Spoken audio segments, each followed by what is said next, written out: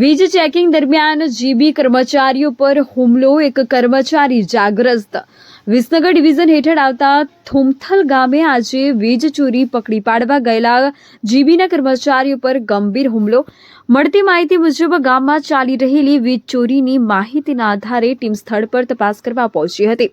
તપાસ દરમિયાન અને કાગળ કામ તૈયાર કરવાની પ્રક્રિયા ચાલતી હતી ત્યારે કેટલાક શખ્સોને બોલાવી કર્મચારીઓ પર અચાનક હુમલો કરી માર માર્યો હતો એવી ઘટના સામે આવી છે.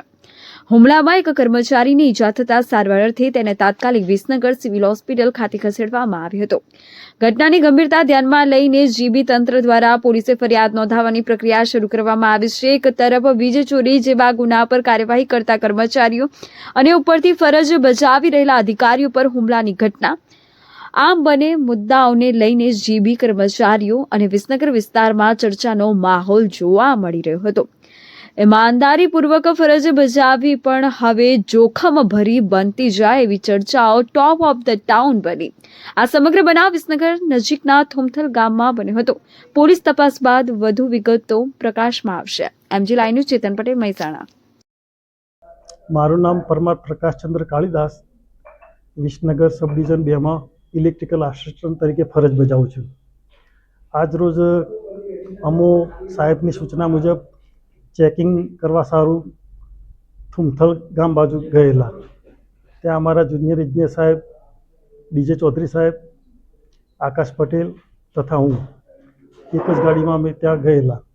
બીજા અન્ય અમારી બાજુની ઓફિસના સાહેબ પણ અમારી સાથે હતા. તો ત્યાં વીજ ચોરી ચેકિંગ હાથ ધરતા સદર ઘટના સ્થળ પર અમે વીજ ચેકિંગ બોરનું તપાસ કરતા ત્યાં વીજ ચોરી માલુમ પડેલ. જે અનુસંધાને અમે અમારું પેપર વર્ક તેમજ જે ફિઝિકલી વર્ક કરવાનું હતું ત્યાં કામ ચાલુ હતું. જ્યાં રબારીભાઈ હતા હાજર, એમની હાજરીમાં અમે આ કામ ચાલુ કરેલું. ત્યાંથી થોડી ચર્ચા વિચારણા ચાલતી હતી. અમારું પેપર વર્ક ચાલુ હતું. એ દરમિયાન આ ભાઈ ઉશ્કેરાઈ ગયેલા અને જુનિયર ઇજનેર સાહેબને ગાળાગાળી અદ્ભુત ભાષામાં વાતો કરી, જેથી કરીને અમે અમારા જે બીજા સાહેબ હતા એમને માથાકૂટ વધે નહીં, ઝઘડો થાય નહીં, એ સારું એમને અમે રવાના કરી દીધા. ત્યાંથી પાછળ અમે રહ્યા કે આપણે એમને સમજાવટ કરીએ.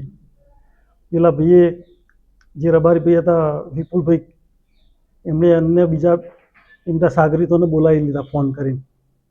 અમે ગાડીમાં બેસેલા હતા ત્યાં અમારી ગાડી રોકી રાખી અને અમને ગાડીમાંથી ઉતારી, કોલર પકડી ઉતાર્યા.